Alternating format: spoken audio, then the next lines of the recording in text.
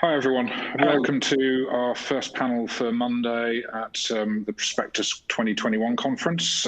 Thank you for those of you who have joined today to view this. We're delighted today to have with us some experts from the industry who are going to talk about the fact wordings, terms and precision of coverage have really received some of the closest scrutiny in some years, and the renewals that in January seem set to see further tightening of terms and conditions as the industry tries to make its coverage more predictable and uncertain for itself. The pandemic certainly drove an element of risk aversion and also awareness through the industry, while also causing unexpected losses in some quarters. And the industry has become increasingly aware that rate is not all that matters at renewals, and that risk-adjusted gains can also be made through negotiation of more favourable terms. On top of all of this, there's an increasing discussion on the need for greater transparency of what is covered, as well as simplicity in making terms more readily understood for the protection buyer. So this panel is going to focus on what matters in constructing more robust portfolios of risk with respect to scrutiny of wordings, terms and conditions, and how that can deliver a greater level of certainty, predictability, and clearer coverage. So I'd like to introduce our panelists. We have Heather Kitson, Deputy CEO of Convex Re, based in Bermuda. We have Michael Millett, founder and managing partner of Hudson Structured Capital Management. Now, unfortunately, Michael's video isn't working, so we will be able to hear him, but unfortunately, you won't be treated to a video view as well. We also have James Parker, Chief Claims Officer for Axis Re, based in Zurich. So I'm delighted to have the three of them with us today, and we're going to go straight into the questions and get started. So before we dive into how the pandemic has changed industry motives, I'd like to step back a little and to sort of discuss some of the widening of terms we've seen through the last decade or so, alongside softening of reinsurance rates, terms and conditions, such as areas like the hours clause, event-related wordings, and covered peril descriptions, sort of stood significantly looser than perhaps back in 2010 at this point. And clearly this was partly in reaction to the softening as the capital base sort of ballooned, especially within the ILS market. But I'm also interested to know whether you feel that period created some issues or challenges. And perhaps we could turn that to Heather first. Thanks, Steve, and good morning to everyone. Thanks for hosting this fantastic event, and it's a real treat to be able to speak to everyone today on what's something that is very close to my heart. To give you a little bit of further background on me, I started life as a dispute resolution lawyer in London back in 1999, focusing entirely on insurance and reinsurance before returning home to Bermuda in 2005 to work for one of the new startups here back then as general counsel. I've personally experienced a couple of market cycles over the last 20 years, and in my current role as Deputy CEO of Convex Re of Bermuda, I now not only look at things through a legal lens when it comes to contract wordings, but also a commercial one too. In a soft market environment, when capacity is plentiful and outstrips demand, reinsurers' ability and indeed appetite to push back on loose wordings and broadening coverage is reduced, and this is particularly the case in a subscription market. Historically, there's been an overemphasis and reliance on computer models, which, as we know, are often inaccurate more times than they're accurate, and there's a focus on rate at renewal and amount of premium through the door. The rate may have stayed the same on paper, but there's not necessarily a full appreciation, certainly on a portfolio basis, as to how coverage in the contract wordings may have expanded, and therefore reinsurers' exposure may have increased, for example, by the addition of words like direct or indirect losses, or the broad creep of ex gratia settlement terms, which could lead to unexpected outcomes, both in terms of the type of loss and quantum. Pricing and gross written premium are just two factors in delivering improved returns for shareholders of reinsurance companies. And of course, the loss ratios are a key driver of profitability. Vague or ambiguous wordings are not good for anyone, let alone our clients. And it's very important for us as a market not to lose sight of the fact that a contract for reinsurance is a promise to pay. And that promise to pay is on the happening of certain fortuitous events. It might be a relief to some that I'm not going to go into great detail on reinsurance law. But the key is that that promise to pay is enshrined in the contract wording. And insurance and reinsurance is built on a relationship of trust and doing what's right. We must always act in a straightforward and fair manner when it comes to our clients and contract interpretation. I haven't seen any major revolutionary changes in reinsurance wordings over the last 20 years in terms of operative clauses. But over time, these wordings have been put to test against a modern and changing risk landscape, whether it be terrorism, frequency, storm severity, wildfires, or now more recently, obviously, losses from the COVID-19 pandemic. The wordings have continued to evolve, but not necessarily keep up with the modern world.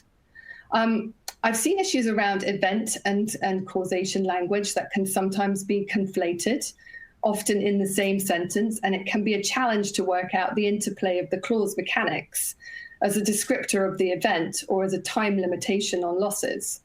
In terms of hours clauses, and in particular, the extension of time for certain perils, these need to be carefully considered as regards the ability to aggregate losses within a certain time period. Longer hours aren't necessarily better for clients who need a clear understanding of how losses can be aggregated and the application of reinstatements after an event. And Steve, I think finally, what I would say on this matter is that the broker and the underwriter are there to ensure that the client's needs are clearly articulated in the contract. And this hasn't always happened in a soft market. And there needs to be a continued common sense market discipline around the quality and clarity of our wordings. Great, thank you, Heather. So I'm now going to turn to Mike from Hudson Structured. Mike, I'm delighted to see you as well now, so thank you for resolving that video issue. So perhaps you could give me your view on sort of whether the softening resulted in a stretching of terms that was perhaps a step too far in some cases?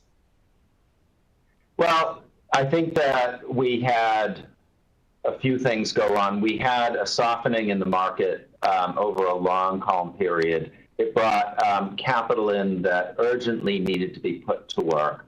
That caused terms to broaden out.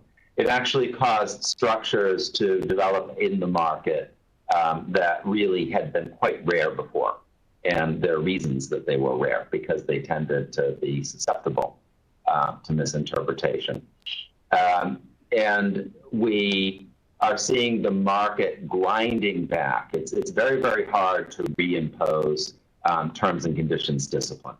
And we're seeing that now. The market is slowly grinding back to terms and conditions that can actually be managed.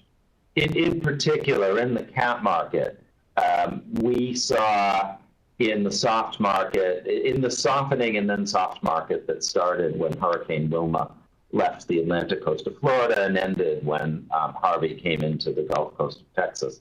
You know, in that softening and then ultimately soft market, we saw, first of all, the development of more retro capacity, more and more aggregate retro capacity, and then finally a lowering of attachment points. At the same time, we saw events start to gain in frequency. We saw post-event inflation start to increase. We saw climate change influence the accumulation of events. And we saw unmodeled perils like fire and flood that formerly had been really much below the radar screen of the cat market lift up into the cat market. So those things have come together fairly catastrophically for the market over the past 4 years.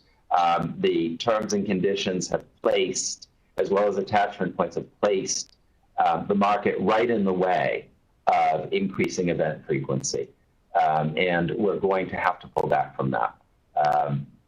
And that, you know, we've seen some pullback, for example, on cascading. We're going to need to see pullbacks on things like co-participation. Great, thank you, Mike. That's a really good overview. James, as a claims professional, have you witnessed the effects of this term widening firsthand? Yeah, and I'll Happy to answer from a claims perspective. Just to be clear, I'll answer it a little bit more probably slanted towards the reinsurance perspective, just because that's where I sit now. But I'll try and bring in some insurance claims perspective too. But and as to the question, I can think of probably quite a few examples. I'll give a couple of specific ones here, and then maybe a couple of other more generic examples that I can think of. Heather mentioned the hours clause earlier. I think what we've seen there has been an increase in general over this time period, certainly an average of the number of sort of hours allowed per hours clause. That probably culminated in what we saw in the Australian bushfires in late 2019, where probably most were already at 240 hours.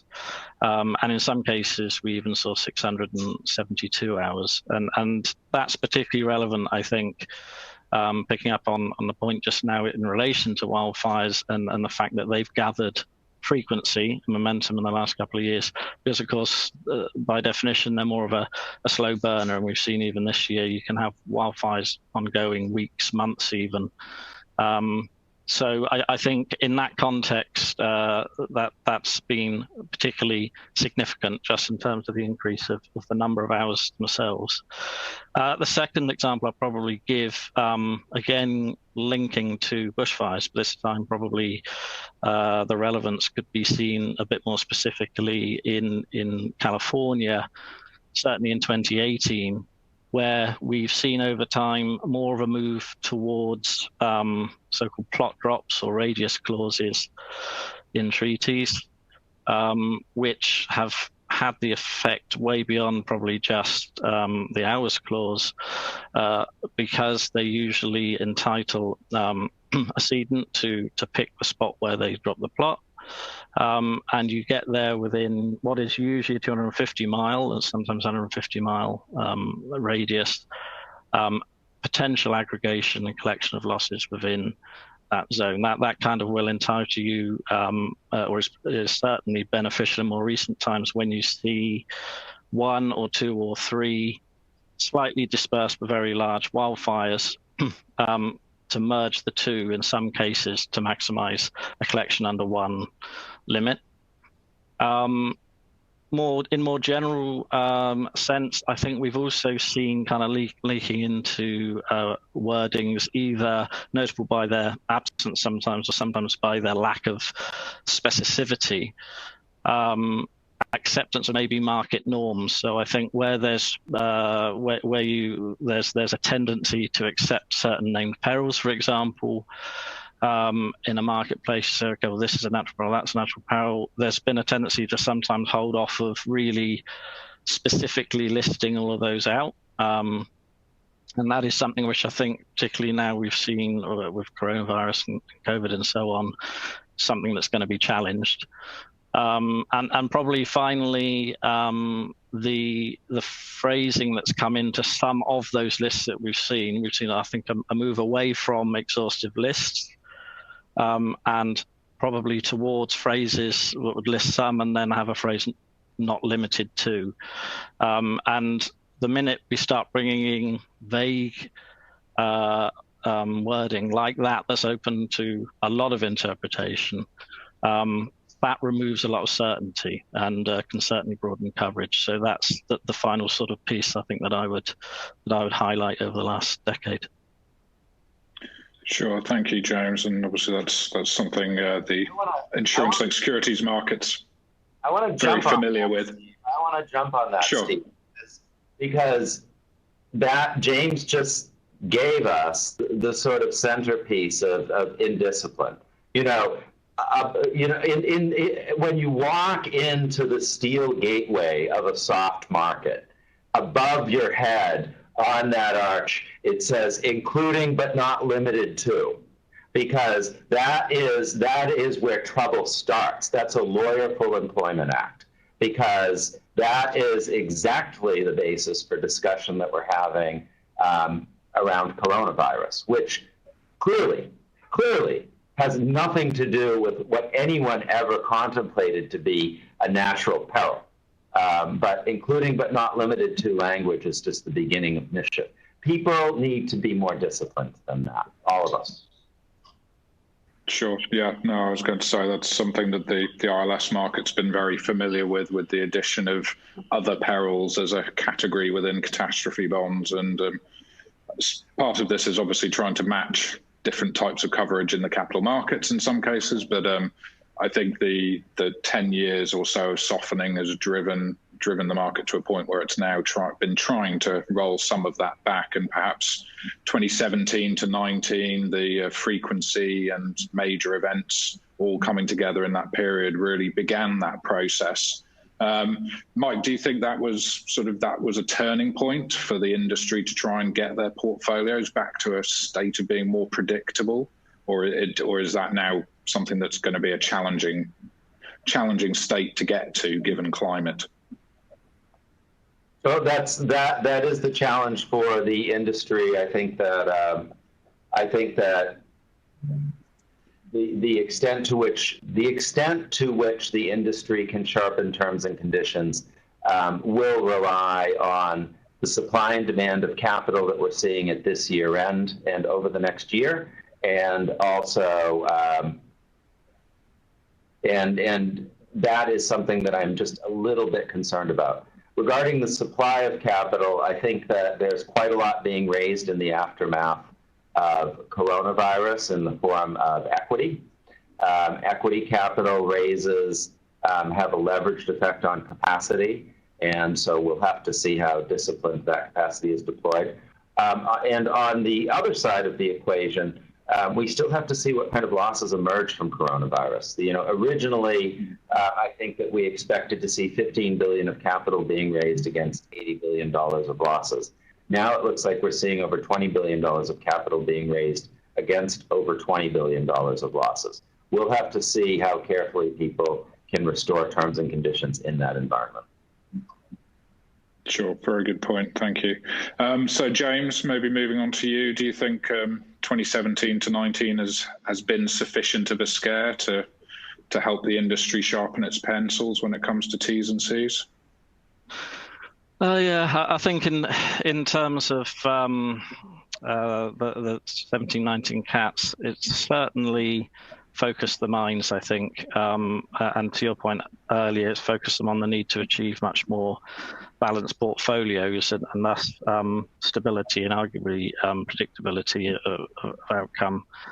If we just look at the major worldwide loss listing of some of the highlights from that period, I think it emphasizes exactly this point quite well. You look at 2017 in there, and it's obviously dominated by the major Atlantic hurricanes, Harvey, Irma, Maria, on the east coast, but also on the west coast. Coming back to fires, we had notable fires, Atlas, Tubbs, and so on. 2018, 2019, I think the focus shifted a bit. We had the wildfires again, and we've spoken about their increase in frequency, but it also became Asia's turn, and we've seen typhoons Jebi, Faxai, Hagibis, really major insured typhoons for the other side of the world this time. So I think what just that fairly condensed period of time is showing us is really the need to avoid these concentrations of exposure, particularly in time of sort of broadened risk, and to make sure you have balance in your portfolio. Avoid knee-jerk reactions. You don't want to go from one location to overexpose in another, because as those examples just shown, the next year it could be that one. So I think the key to it here is focus on getting a balanced portfolio and just avoid over-concentration in any one area. Yeah, thank you, James. And I guess it's also interesting around aggregates as well when you look at years like this year too. Heather, any points you'd like to make on the sort of 2017 to 2019 period? Yeah, I think a lot of good points have been made, and just to highlight, I think the fact that reinsurance contracts have also responded as intended. I think when we look back at claims paying history, and I don't want this discussion to be that there are things that are necessarily fundamentally wrong. I mean, in my market, in the Bermuda insurance market, we paid around $35 billion in catastrophe claims payments, and absolutely, James, recognizing the importance of creating balanced portfolios, managing your aggregates, but really it's on us as reinsurers to pay attention to the contract wordings, clauses like directly or indirectly, or what is or isn't incidental. Now is the time at renewal to have those conversations and make sure that we're clear on the exposure that we're taking on. And frankly, if we get an unintended outcome, that's on us. If the contract wording is clear, then we need to make sure that we pay claims quickly. I think one of the things that perhaps hasn't been touched on, particularly when I was thinking about the California wildfires back in 2018, and James, I think you made some good points on the radii. I think there was a story about one client that drew the center of his radius in the middle of the ocean in order to sort of maximize the maximum recovery, and there was actually nothing in the contract to stop that. And I think we've seen some great improvements. But one of the things is looking at this language across primary, reinsurance, and retro. And if you take wildfire as an example, unlike excess of loss reinsurance, which is often event-based with no loss occurrence limitation in terms of hours and radii. And this works well for perhaps hurricanes and earthquakes on the retro side, as it would be unreasonable to expect the reinsurer to demonstrate all their involvements from a particular time or place. But with a wildfire loss, however, there's not necessarily the unity of cause, and you can be left with a scenario where you have an unintended mismatch in what was intended to be back-to-back coverage. So I think the point that I'm making is that we can't look at clauses or contracts or even portfolios in isolation. We really have to look at how we are defining these key perils, key events, and how the contracts fit together right from soup to nuts, from the primary to the retro side. Great, thank you, Heather. I'm going to go on, Mike. I was saying, I just, the image that I was trying to bring out before, what happened in the lead up to the 2017 to 20 period, and then what has happened in that period. In the lead up, attachment points came down, and T&Cs broadened. So you went from the immediate post-Katrina environment was a named peril environment. It was actually, broadly speaking, a named peril per occurrence environment with broad co-participations. And so over the quiet period, we had attachments come down, and we went to including but not limited to perils with very little co-participation. And then what we had, let me give you the 2017 to 2020 environment in 4 words: frequency, frequency, frequency, frequency. We have had this strange frequency apocalypse, and part of it is just frequency. There are just periods of time in history where a lot of things happen, like 1990, 1995. Nothing happened from 1979 to 1985. Sometimes a lot of things happen. But there are 2 other forces under the radar screen, which are climate change and the litigious environment in the United States in claim settlement, that are just lifting up and lifting unmodeled perils, which is the 4th frequency. So we're in an environment now where we've had a bad patch of frequency. We've had more landfalling hurricanes in the U.S. than any year we've recorded. In fact, the last year that was even close was 1916. But in addition to that, because of climate and because of post-event litigation, all sorts of other perils are lifting up into that environment of low attaching aggregates with very broad wording. And so those things have come together in a way that the industry is finding very hard to deal with. And I think some people just think, well, let's bang up the rates 20%, and next year might be clear. And that may be true from an event perspective per se, but it's not going to be true from a climate perspective or post-event litigation perspective. So I think that we have to treat some of the forces that are driving industry losses as being more permanent. I'm sorry, Heather, go ahead. No, I agree with you entirely in terms of frequency and severity and the sort of the new modern world, but setting that against the landscape of the contracts and the coverage which we are providing, that's on us. That's on us as reinsurers to be better underwriters, to use the data and then to determine, which our loss pick. It's not, something, and then be very clear in the contract. It's not a problem within the contract terms and conditions themselves. Yeah, I think that the number one, if I were to put my finger on one item in the whole morass, I move back to a named peril environment. Mm-hmm. The named peril environment is because so much of what's happened, we used to think about cat risk as shaken wind. And we haven't had a lot of shaken wind over the past, we've had some wind. But that hasn't driven the losses outside of Maria in Puerto Rico. What we've had over the past 4 years is business interruption, water, and fire. Business interruption was Jebi and of course Corona. Water, Irma, Harvey, Florence, Sally, were in many respects water events. And then of course California's been on fire more or less continuously since 2015. So, every fall and early winter. So getting back to a named peril environment, I think, is really fundamental. Thanks, Mike. Really interesting. And also actually a good point about the fact that the losses have actually come from different areas to where people were most familiar with. I guess convective storms is another area that's become one of the biggest drivers of industry losses year after year. And needs to be maybe treated slightly differently as a result. Heather, going to move on to talking about COVID-19 now. Obviously, a pandemic comes along and suddenly terms and wordings are dragged into an even greater focus in the industry. Could you speak a little bit about the industry-wide issues regarding contract certainty and clarity surrounding the pandemic coverage and also how perhaps you've begun to address some of these things? Convex. Yeah, no worries. I'm happy to and sort of make some broad observations. Unfortunately, I think coverage and contract interpretation issues are likely to be played out in the courts for several years to come across the direct reinsurance and retro wordings.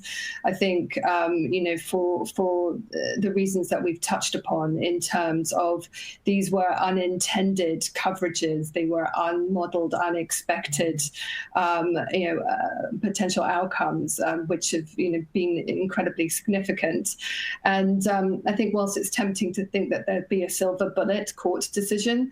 And I think, it is today that the FCA test case appeal is being heard in the Supreme Court in England.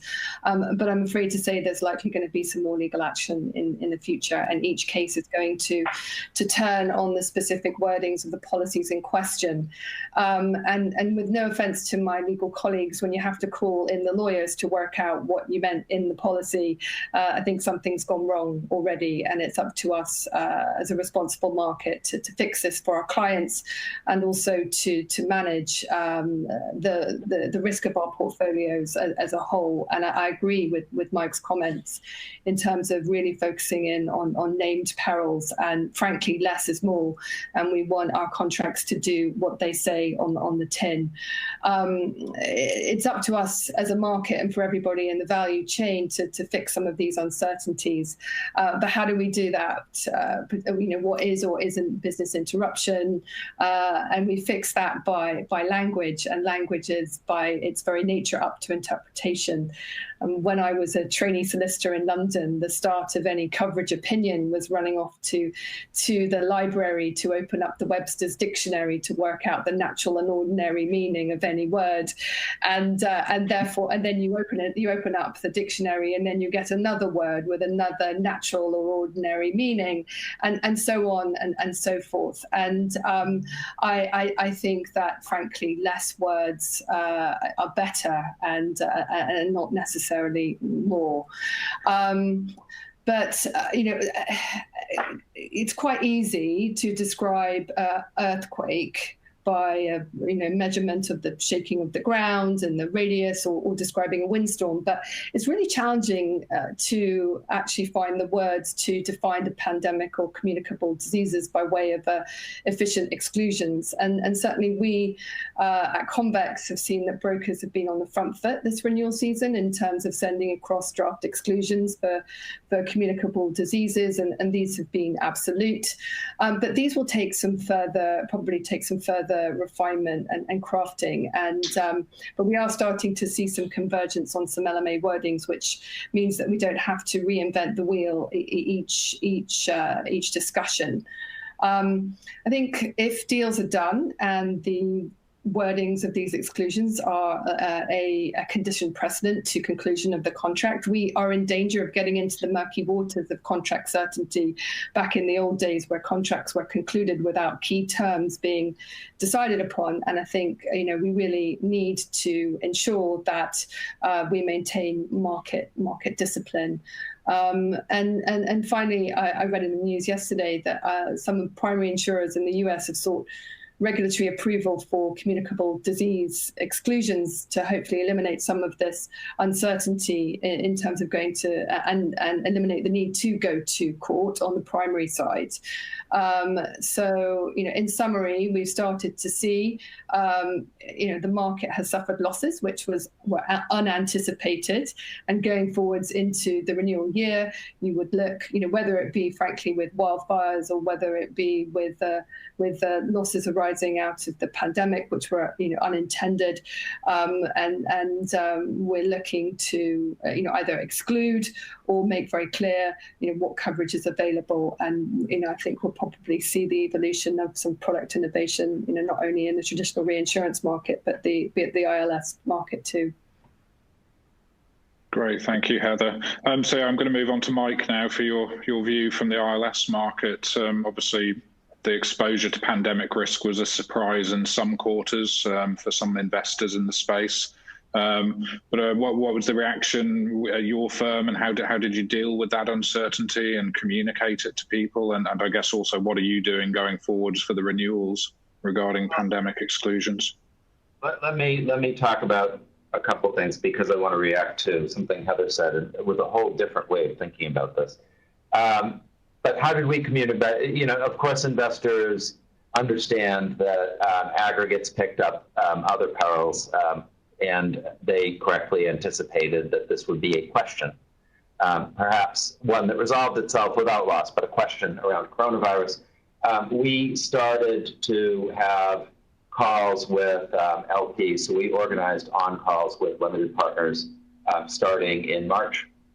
And I think it was probably around the beginning of May or in late April, we actually brought together a panel of 3 different lawyers, 2 from New York, 1 from London, with one of our advisors, Liz Mitchell, who's the former CEO of Platinum Re in the US. And they talked about these contract issues, what they were seeing in the courts, for our LPs for about an hour, and had a detailed question and answer session. So LPs do want to, they think about these issues. They are actually pretty sophisticated about these issues, and we try to communicate as much information as we have. I said I wanted to take a different perspective. Heather and James, part of the problem that we have is the fundamental jankiness of a lot of these contracts is that we are insuring an early 20th century, an early 21st century economy with an early 20th century insurance system. And what I mean by that is the premise of our insurance system starts with the notion that there are facilities that might be burned down, and that was expanded over time to other perils. And, businesses need to defend themselves against physical destruction. And so then you get like business interruption, if but only if there is a physical loss, and alternative expenses. And actually, the whole insurance system is kind of upside down, because the world isn't so tangible anymore. Over 70% of assets in the S&P 500 are intangible assets. what businesses actually need. The starting point for business insurance is commercial multi-peril, at whose core is a physical damage policy. What businesses fundamentally need is a business process policy, which covers cyber, reputation, intellectual property theft, business continuity and interruption. And then, the physical facilities need to be covered as well. But for most businesses, they're actually less important than the business process and intellectual assets. Yeah, that's a great point, Mike. Heather or James, any comments on that? I think, Mike, I agree with you entirely as to the sort of archaic nature of insurance. Actually, I take it back even further in terms of marine insurance. A lot of our law in England certainly was about cargo losses and the sinking of ships. And actually, only recently, back in 2015, did we see any changes to the Marine Insurance Act, which was the incredibly archaic and trying to retrofit that law around modern events. I think that absolutely our job is to meet our clients' needs. And I think our clients need a broad range of solutions. I think I would pause slightly as to how we would model for all of that in sort of one package of risk. And I think it would be important. It's important to break it out. And I'd like to talk a little bit about cyber if we have time. But I absolutely agree with what Mike has said. Yeah, and a short comment from my side. I would say two things. Firstly, I think I agree with what Mike said, but I would point out that there is, I think, still a place for the physical damage piece. There's a lot of insured risk out there, many of which have thrown up very large market losses because they are very big, very important physical structures, refineries and the like. But that doesn't detract from the point that there's a whole second piece to it, and I entirely agree with that. And there's an opportunity there. Maybe especially now to tailor products exactly like that, because what we've probably stuck with at the moment is seeing a lot of the elements, cyber and others that are leaking into somehow or trying to be forced into these traditional coverages rather awkwardly. So maybe now is the time to look at extracting those and trying to make some better, clearer standalone products for them that you can get a separate premium for. Well, I mean, companies need them. Like, it's actually glorious to have companies needing a whole array of products that we only partly provide at this point. Absolutely. Absolutely. What a great thing to wake up in the morning and your business needs to actually grow. But growing them the way we are, which is, we refer to goods on dry land as inland marine because the industry still has some coverages that are driven by 18th century imperatives. Restructuring, cyber is actually a reasonably well underwritten policy because it's generally done freestanding. And, explicit cyber is generally done on a freestanding basis, and the T&Cs are crafted very carefully and discreetly. And so the cyber industry has some substance. And then actually a bunch of other losses just bleed into commercial multi-peril or other physical coverages because of loose wording. So yeah, reversing it. So you actually really carefully word it. You thought about business processes and tried to carefully word and think about the things that endangered business process, like reputation, like cyber, like, outage, and just underwrote each of those, and then just carved out and made physical damage separate, discrete, like very tightly contained coverages. I think it's the fact that the industry bases its coverage model on sort of auras around physical facilities that causes us to get into trouble, because that's not actually what our customers need. Our customers need they do need the physical coverage, but they also need actual process insurance. It sounds like there's a whole other panel session here about product development coming out of the focus on terms and conditions, really, which is really interesting. James, I was going to come to you about the pandemic and just ask you sort of at Axis. Obviously, you being in the head of the claims department there, you must have been among the first people to begin to get a real sort of sense of exposure to pandemic risk from COVID, where it came from. But was the internal response a complete review of terms and conditions and wordings at that point? Was that how you began to really assess the potential exposure? Yeah, very much so. I mean, obviously there was straight away the recognition is this is definitely unparalleled kind of event, and throwing us into a whole new arena of potential exposures, and that's very much the way we treated it and treated it very seriously. So it was very much a tiered approach. It sounds obvious and simple, but I think it's very important to do the basics first. So it was literally drains up. We went through all lines of business, trying to think, as outside the box as you can, or as untraditional as you can, of where might something get claimed in any of these lines of business that we write, and we literally started that broad. Next tier down, you've identified a few lines of business sort of that are obviously more exposed, certainly upfront than others, first party lines typically. So we focused there, and then it was really dredging up all of the wordings, the terms and conditions in all first party lines first, and almost kind of literally bucketing a lot of those terms as there's certain. At the end of the day, there's a relatively limited number of sort of clauses per section, if you like. And we were looking at some of the things we've already spoken about. We were looking at, is it cause, event, or catastrophe worded? We were looking at, is there, within named perils, is there, but not limited to, and so on and so forth. And then you start to build a picture, even just by going through these tick boxes of, okay, here we know we've got more exposure versus here, and you sort of literally then work your way down. But I think ultimately what's important to remember, so certainly in this context, is that in the end, it's very much every case on its own merits. That's going to be core to our approach. Now, within that sort of overarching umbrella, it becomes very much case by case. And I think it's important to remember that, because there's no one size fits all here. And what you sort of often see is that maybe one clause or a piece of a clause that you considered in isolation in terms of is this strong, is this weak, the complexion of that can very much change with a certain treaty and a certain client when you put it in the context of the wording as a whole, because sometimes it links to or is tailored to some clause that's much earlier or much later in the wording, and you have to read it also as a whole to interpret or get to the meaning of what it means for that particular client, because it's not necessarily always the same, even if that one clause might be the same as in another treaty. So you really do need to consider individually each case on its own merits in the end. Sure. Thank you, James.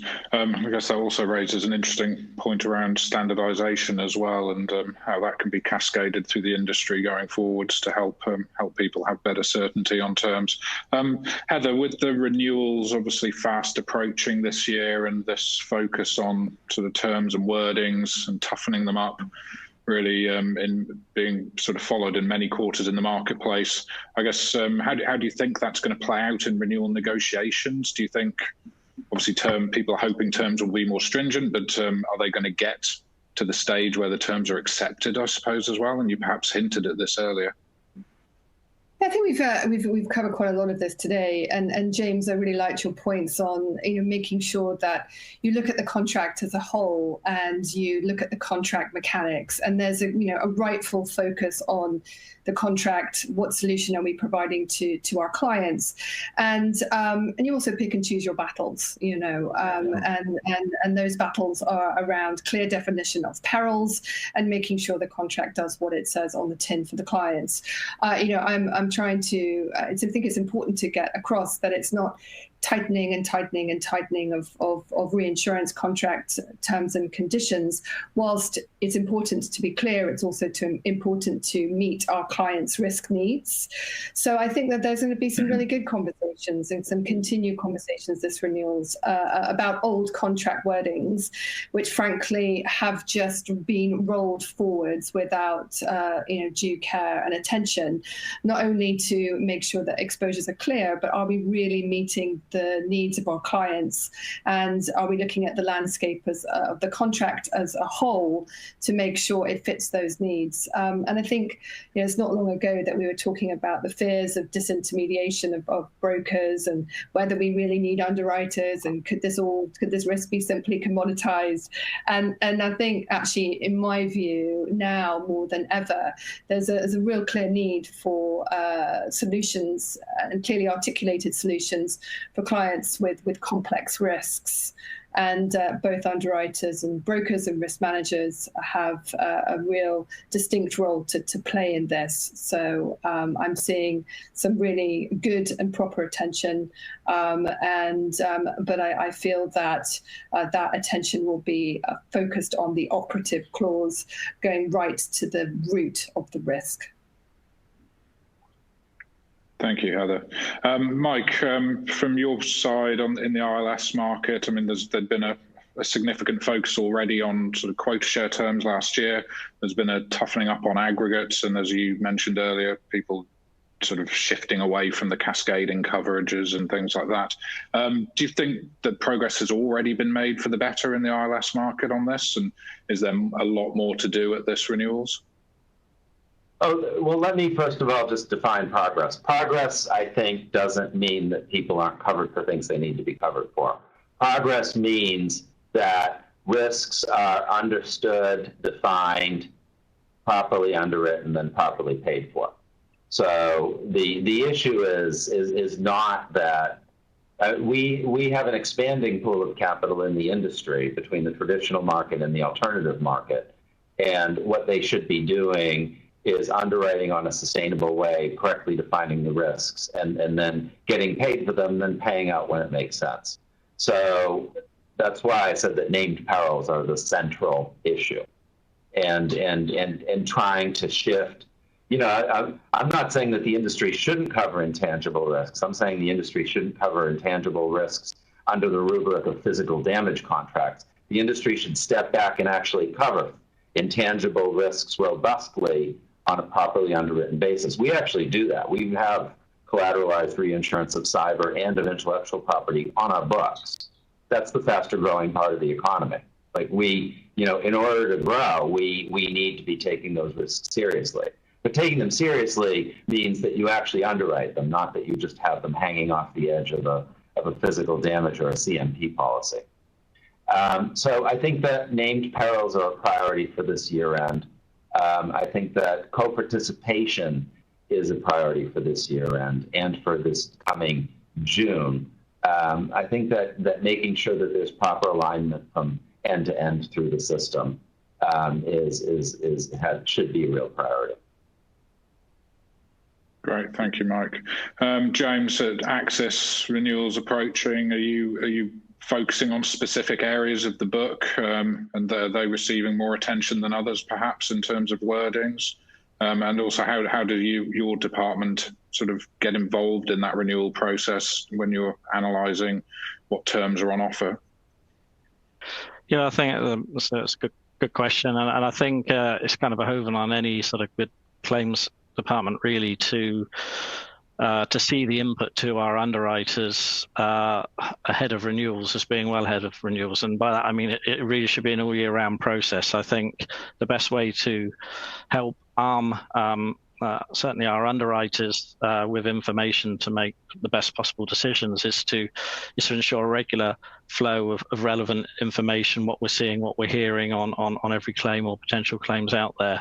So I would characterize it, and I think it's the best way to do it, as being an all year round process from a claims perspective in terms of internal feedback and input to underwriters. It's very much a living, breathing thing.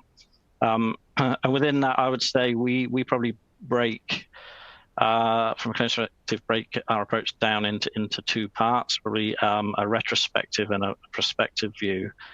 What I mean by that on retrospective would be probably a focus on a lessons learned type of approach for their underwriters. So what did we learn in some cases maybe where we recognized there was a need to pay out to our clients, and to Heather's point earlier, which I think is a great one. There are times when it was not an outcome that maybe you had in contemplation when you wrote the business.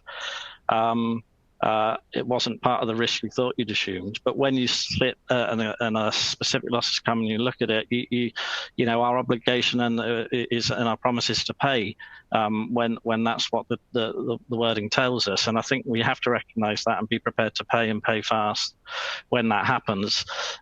Even if we might not have liked it. And we've seen plenty of examples of those challenges throwing themselves up now.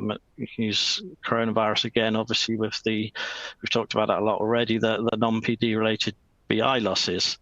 Then secondly, on the prospective side, I think it's always very important to focus on identifying trends or emerging risks, really an attempt, and this is where you can make the real gains, to try to head those off at the pass, because obviously once the loss has happened, you've incurred the loss. And you know, arguably now where there's a harder market, that might also facilitate changing some wordings or some exposures that we've been aware of for some time. It may not be an upcoming one, but the timing's not been right to be able to enforce change and bring about a real meaningful change in those wordings. Just to give an example on the prospective side, maybe for people, and just to stick to the coronavirus example, you know, we've seen recently coming out of Australia some state class actions in relation to some of the states and Victoria's response to the pandemic. You know, that's again not something would have been considered, but that's something that has happened now. Is that going to happen more broadly or similar? I think these are things that, you know, we need to think now about ahead of renewals, because this could be an expansion of where we see, and there are other directions that might go, the coronavirus question coming in 2021. Yeah, that's very interesting, James. Heather, would you concur with that from your side at another reinsurer? Yeah, no, I would actually. And I think to use a property damage example for for the coronavirus going into next year, no one wants to insure a burning building. Hey? So we need to make sure that the losses are very clear as to where they're falling.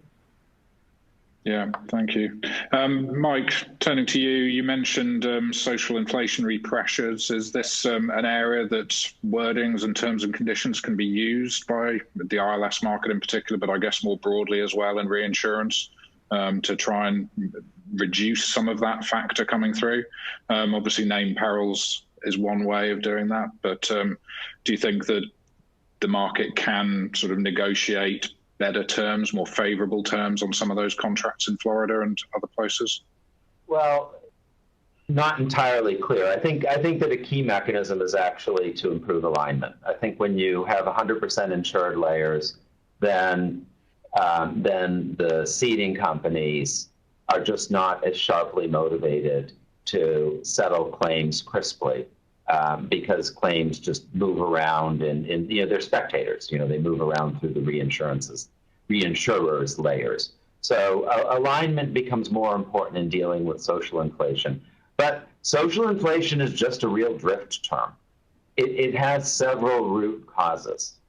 One root cause is the amount of money that is being raised and deployed into the plaintiff's bar through alternative litigation finance. That, you know, all litigation finance money is not necessarily being deployed into, you know, each and every, you know, homeowner's claim settlement, but it certainly does back themes that cause claims to inflate. Assignment of benefits, public use of public adjusters, all of these factors are driving claims up. There are two deeper root causes.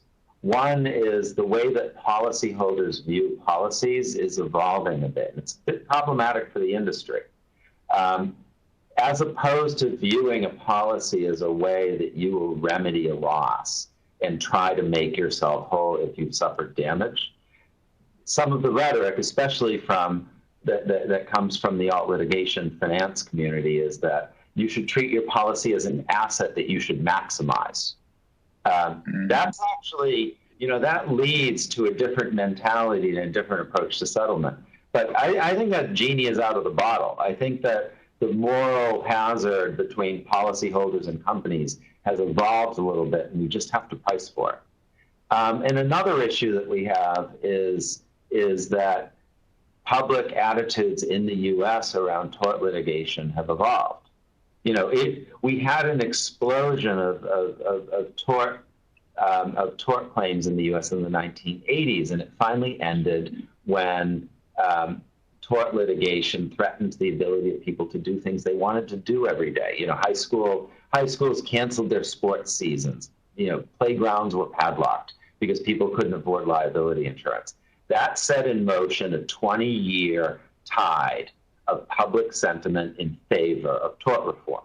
And that was a 2-decade-long movement in legislatures. But that has largely spent itself, I think. I think that younger generations have no familiarity with these experiences. I think that they often regard lawyers as crusaders.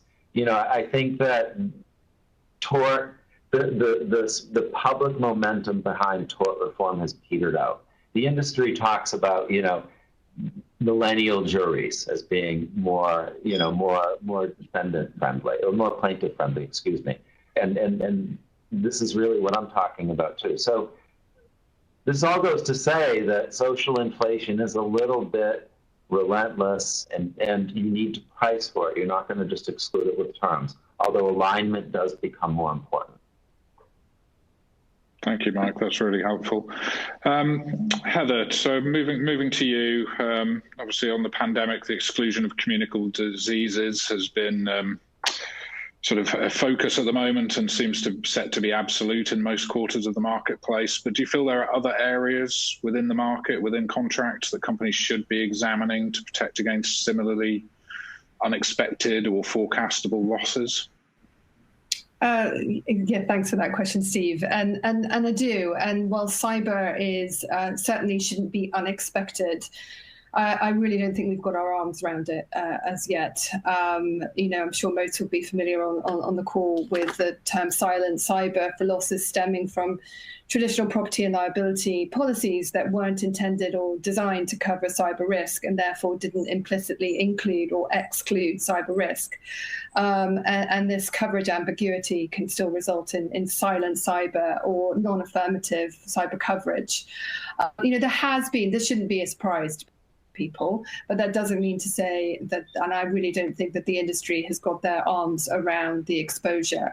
The PRA and the rating agencies expect us to be able to identify, quantify, and manage cyber insurance underwriting risk to ensure that there's no shocks. And I'm sure that everyone is taking this very seriously, but the global property and casualty markets are filled with massive insurance programs written decades ago, often with outdated exclusions. And I think we've got a long way to go to achieve clarity on the $3 trillion of non-life premium over multiple lines. And I worry about a large cyber event, you know, which, like coronavirus, has no geographical boundaries, and the impact on traditional covers. You know, as Mike said, I think that this is quite rightly a growth area and a reaction to the modern world, in particular thinking about the increased use of cloud computing and a lot of these intangible assets, which is not covered, and actually a real opportunity for us as traditional reinsurers and alternative reinsurers to get our arms around this. But I was chatting to a cyber risk broker friend of mine over the weekend, and you know, people are not bashing on his door trying to buy this cover. I think risk managers are constrained in their budgets, and so we're not necessarily seeing the standalone cyber coverage certainly being provided by the traditional markets that one might expect. And so I would continue to highlight cyber risk as something that we really need to keep our eyes on, both in terms of making sure we don't have unexpected losses, but also making sure that we continue to provide proactive solutions for our clients. Great, thank you, Heather. James, any comments on areas of the market such as cyber at all? I think it's probably been very well, in the interest of time, very well covered already. So I don't think anything much to add on that one. Sure. So at Access, though, you're all sort of focusing on trying to get your terms and conditions into a state where you can begin to roll these out to your clients, I suppose. And while at the same time, are you trying to ensure that your retrocession terms support the terms that you're giving out on the front end?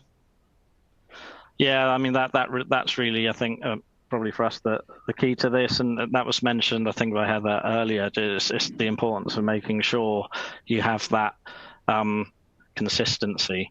I think for us, I mean, the one link I would make to cyber in this regard would be that you know, it was a product that we've really sort of jumped into in more recent times in quite a big way, and that sort of dovetailed fairly well into when we really started sort of picking up our own retro.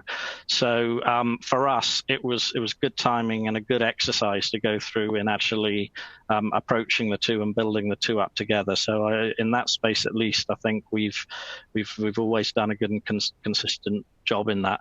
It's a bit more difficult when you get to much more sprawling coverages, as we've just been talking about, because there's just so much in there, much of it unexpected exposures, and sometimes as well just difficult to fully align it because there's a bigger market out there, a lot of other clients with other needs, and you can't always, as it's just one piece of the jigsaw, change the dynamics on your own. You really do need there to be support from the market and a market shift pulling in that same direction, and you know, that's certainly from my perspective I hope that we might be starting to see now. Sure, and that's come through loud and clear really from this discussion, that the market as a whole needs to be moving on some of these issues. Mike, any final comments from yourself, because we are just about up on time? No, I mean, to what Heather and James was saying, not PTF was a foreshock for coronavirus. It's what we're talking about, not Petya. You know, some Ukrainian guys send ransomware around the world, generates ultimately $3 billion plus of insured claims, of which about $300 million hit explicit cyber. So let me propose a general thesis of insurance, which is that if corporations are buying corporate level cover, you need to make sure that all their risks are covered, because even if they're not, they'll come after you anyway. You know, not Petya, you know, $3 billion of silent cyber against $300 million of explicit cyber. This is what I'm talking about. We should actually be aggressively thinking about these intangible risks and making sure to box and contain and price and underwrite them, because the corporations have those risks anyway, and they're going to try to use a very creative plaintiff's bar to find ways that their existing coverages indirectly actually wrap over those. So it's a mission for the industry, but I want to make the mission happiness. The happy mission is companies need this industry. The industry has the skills to do this.